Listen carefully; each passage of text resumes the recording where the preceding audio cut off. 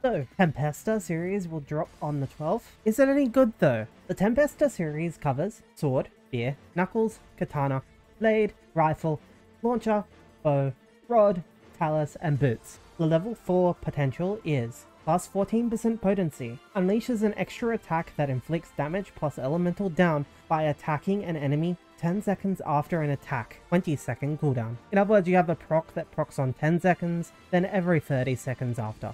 Tempesta has a base damage variance of 70%, which can be also increased to 83.6% with the optimal setup. So, let's first compare Tempesta to Quintel, Vivla, Gothica, and of course Giga.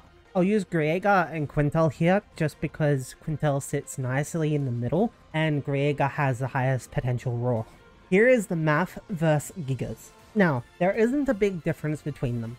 It is important to remember that elemental weapons proc will push it ahead of these weapons. The proc doesn't need to be big to push it over these weapons. However, the gap between these weapons gets bigger depending on the amount of potency involved. Let's move on to the Borrelic weapon and compare it to the Tempest weapons. Here is the math for different levels of armor and then against Gigas. Note, I calculated the defense of Gigas to be about 1007.5. From my knowledge of the formula and the math that I will display on screen, it can only actually be higher than this, not lower, and if it's higher, things look worse for the Tempesta series. Otherwise, it looks like Tempesta is competitive with Quintel, Giga, Vivla, and Gothica. However, it is a far shy away from the strongest weapon, which is the Relic at the moment. So, should you grab a Tempest weapon, or skip the Tempest weapon? Up to you, honestly. If you are not running a Relic yet, then it is likely an upgrade for you, at least against enemies that are weak to wind, and in the 2-week period that you'll be fighting them.